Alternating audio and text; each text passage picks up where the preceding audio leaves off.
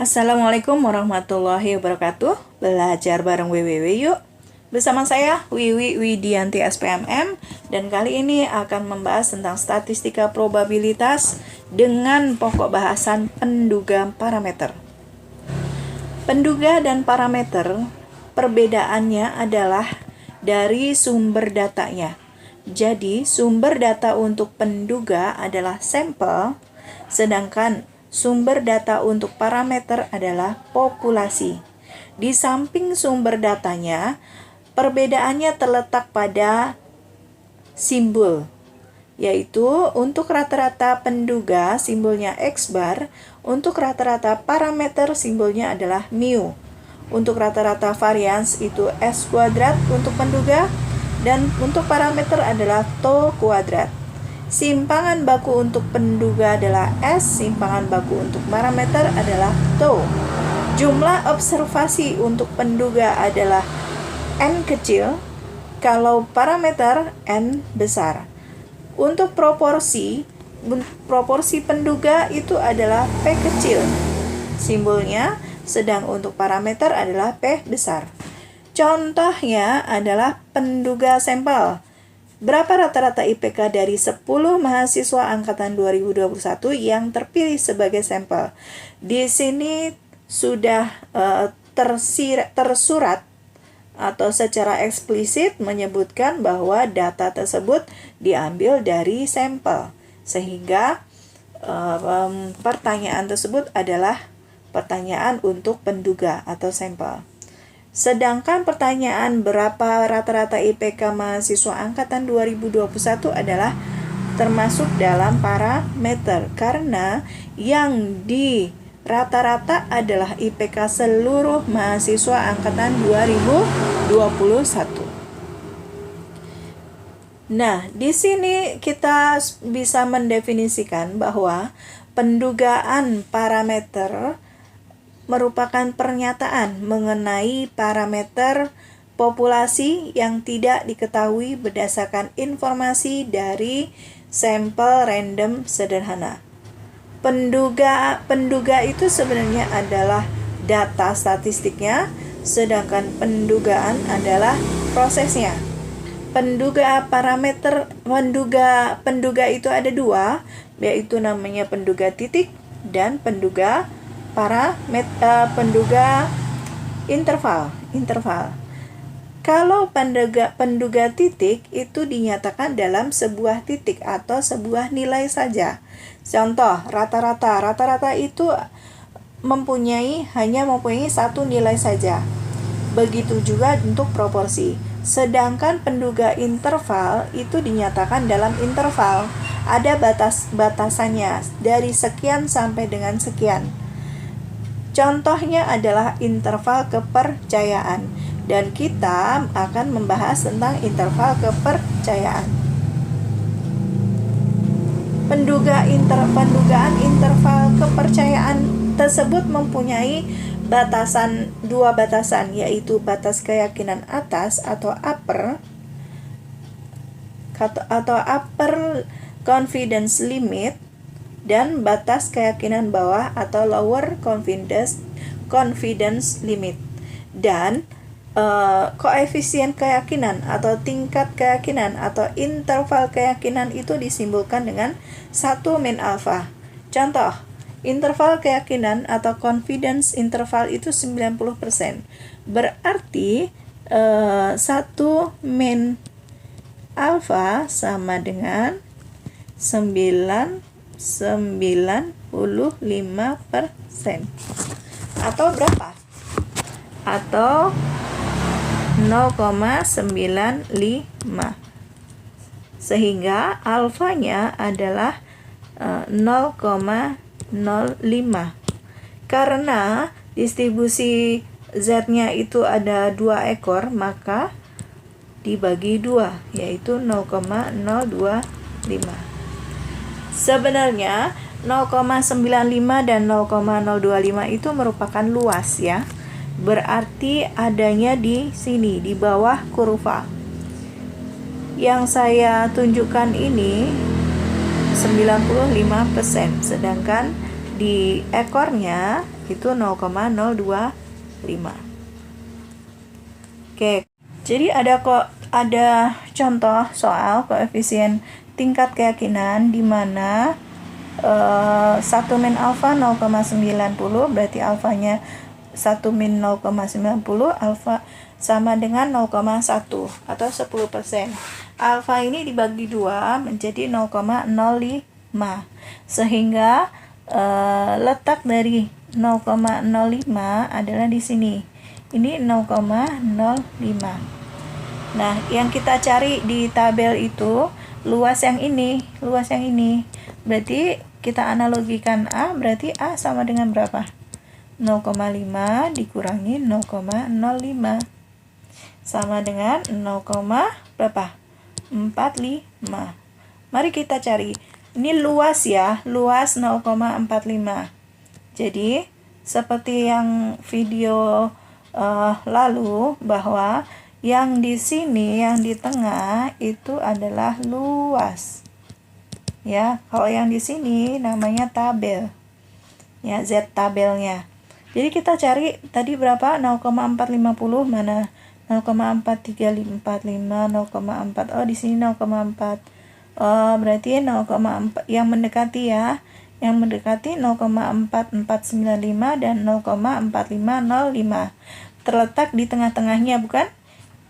Tarik garis ke kiri, tarik garis ke kanan, tarik garis ke atas.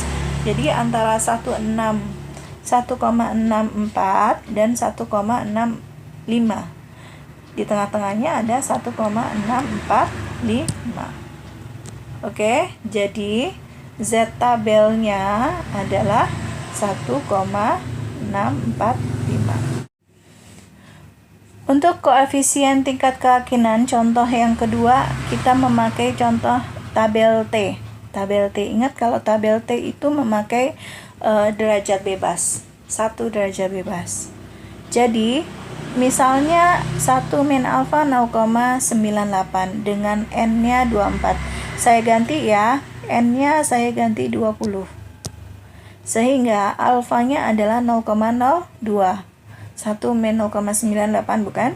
Alfa per 2-nya 0,01. Sehingga didapat T alfa per 2 V yaitu 0,01 dan 20 dikurangi 1 kan nih? V sama dengan N min 1, 20 dikurangi 1 sama dengan 19. Oke, sehingga kita cari nih. Kita cari V-nya 19, V-nya 19,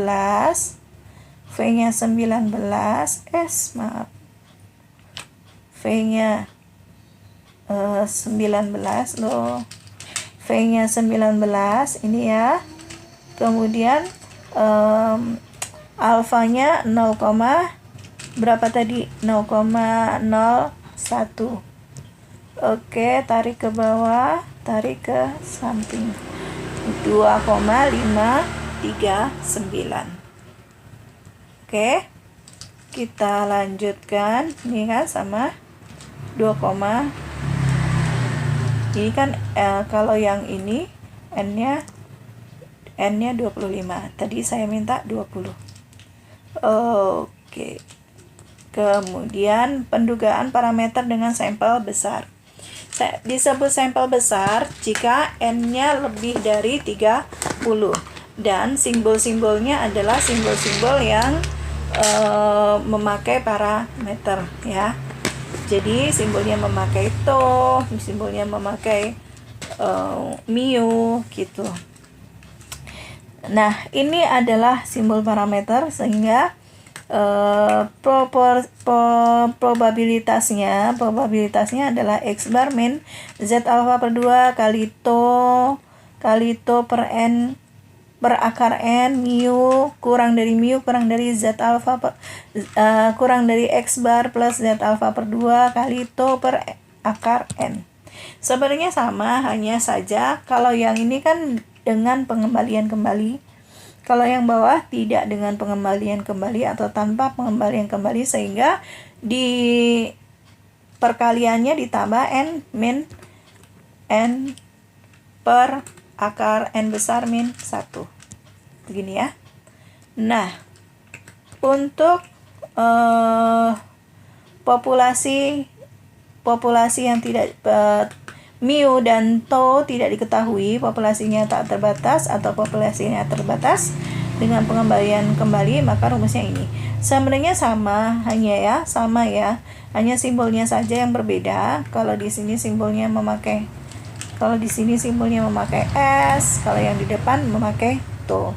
Dan jangan lupa S kuadrat itu atau tau kuadrat sama dengan 1/n-1 sigma xi min x bar dikuadratkan. Oke. Sekarang kita lanjut ke soal di mana ada 100 wisatawan. 100 wisatawan di sini telah dipilih, berarti n-nya adalah 100. N sama dengan 100. Kemudian dari wawancara itu diketahui rata-rata pengeluaran. Rata-rata pengeluaran itu adalah X bar. X barnya 800, berarti ini sampel ya. 100 wisatawan berarti lebih dari 30. Jika dianggap deviasi standar dari pengeluaran semua wisatawan sebesar 120. Deviasi standar itu toh sama dengan 120 atau S ya, karena ini kan sampel. S sama dengan 120. Maka buatlah interval keyakinan sebesar 95% untuk menduga, berarti 1 min alfa sama dengan 95% atau 0,95, atau untuk alfa per 2-nya berarti alfanya berapa? Alfanya berarti 1 min 0,95 ya. Jadi 0,05.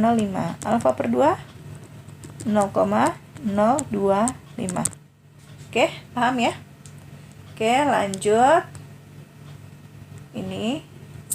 Jadi tadi kita sudah ketemu n-nya, sudah ketemu n-nya sudah ketemu 100. Kemudian kita ketemu X barnya 800.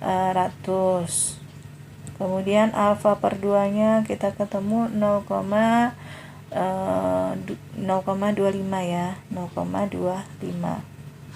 Kemudian tau-nya kita ketemu 120. Gitu kan?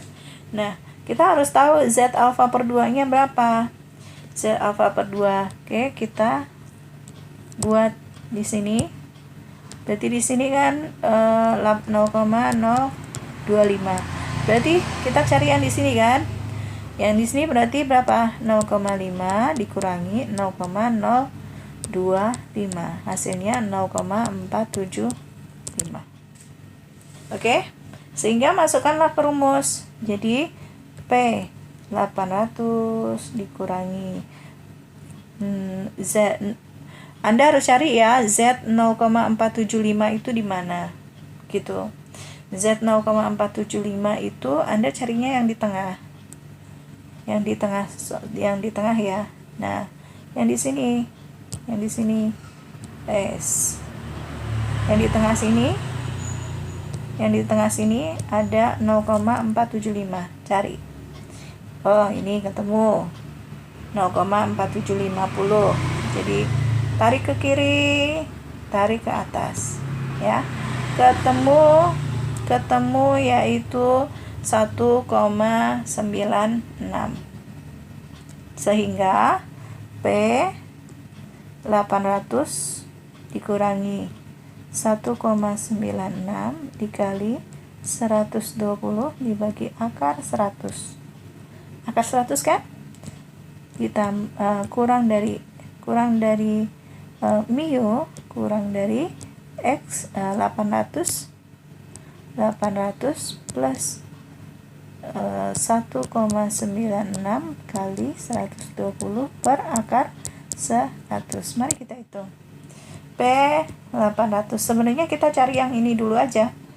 Ya, yang ini. Min 1,96 dikali berapa? 120 dibagi akar 100. Akar 100 kan 10 ya. Yang ini akar 100 10. Jadi 120 dibagi 10 adalah 12. Jadi 1,96 kali 12 kurang dari sama dengan mu 800 plus 1,96 dikali 12. Oke. Nanti hasilnya adalah P 776,48 kurang dari mu kurang dari 823,52. Begitu cara mencarinya. Paham ya? Oke, sekarang penduga parameter dengan sampel kecil. Sampel kecil kita memakai T ya.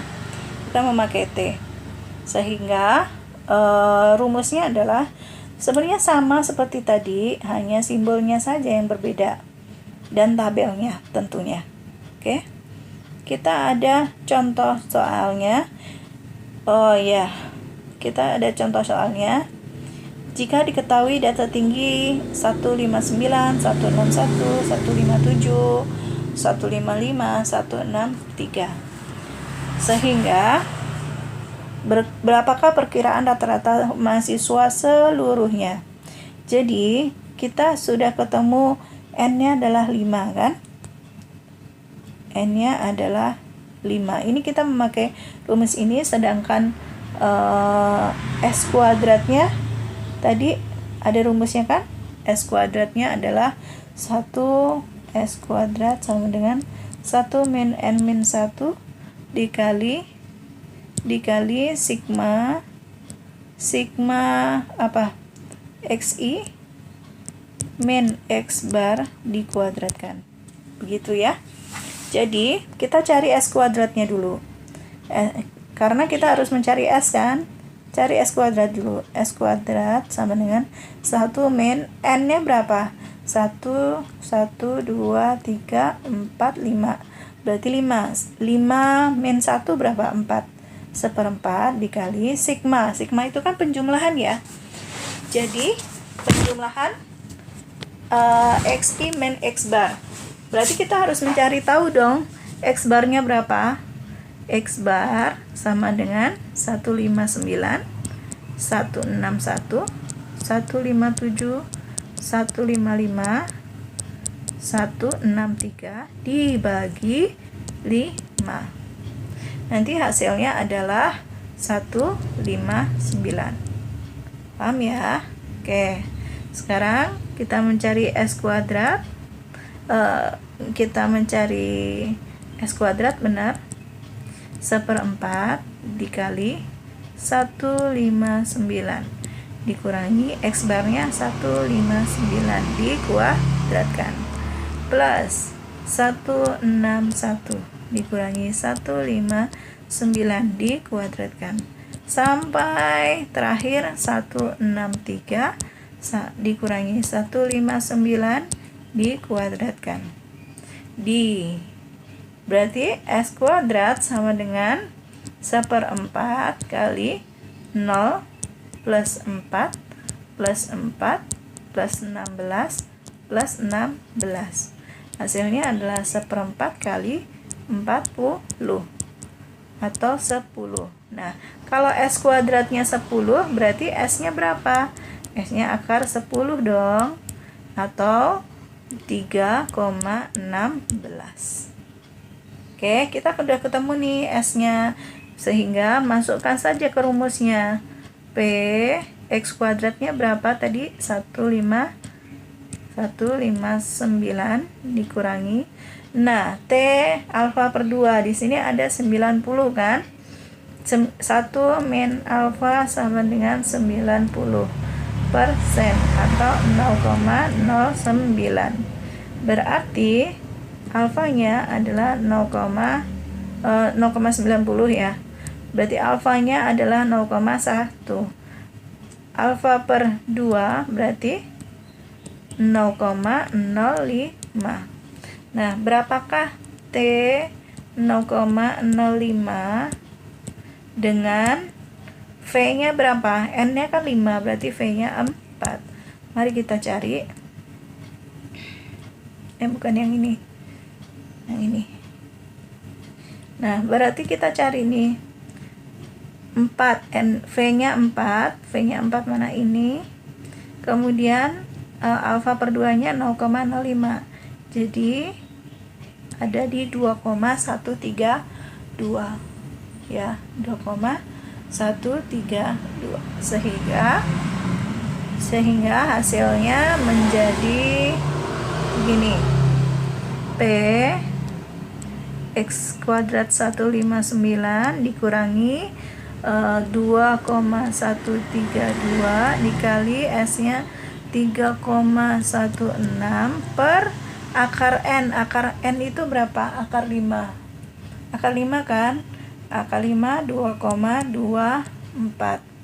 Nanti Anda hitung sendiri ya. Mu. Nah, mu sama seperti ini. Yang atas hanya yang atas ditambah. Ini kan minus ditambah. Ya, 159 tambah bla bla bla. Oke, nanti hasilnya adalah P 155,99 kurang dari mu kurang dari 160,41. Oke, cek lagi di kalkulator ya. Oke. Ini terakhir. Penentuan besarnya sampel N untuk penduga rata-rata.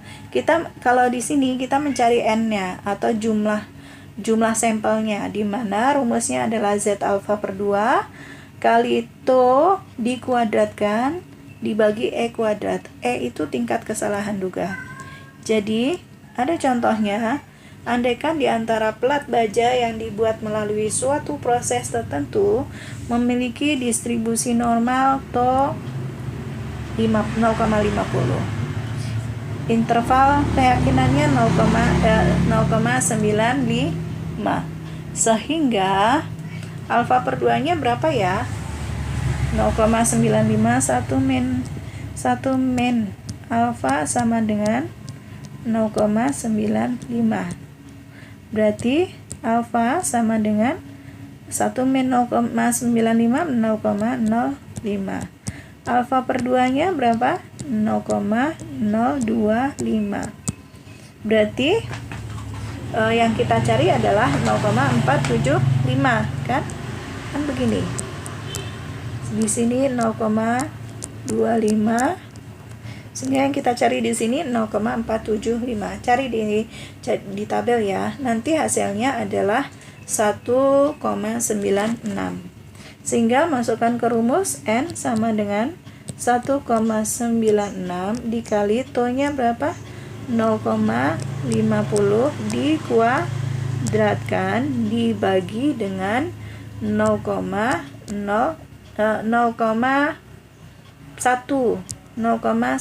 dikuadratkan, bukan? Ini E ya. Nah, jadi hasilnya adalah berapa? 0,9604 dibagi 0,01. Hasilnya 96,04 atau 96. Paham ya? Semoga ini sudah selesai. Video kali ini saya cukupkan sekian. Semoga Anda bisa memahaminya, ya, bisa membantu Anda dalam memahami statistika probabilitas. Oke, terima kasih, thank you, matur nuwun. Wassalamualaikum warahmatullahi wabarakatuh.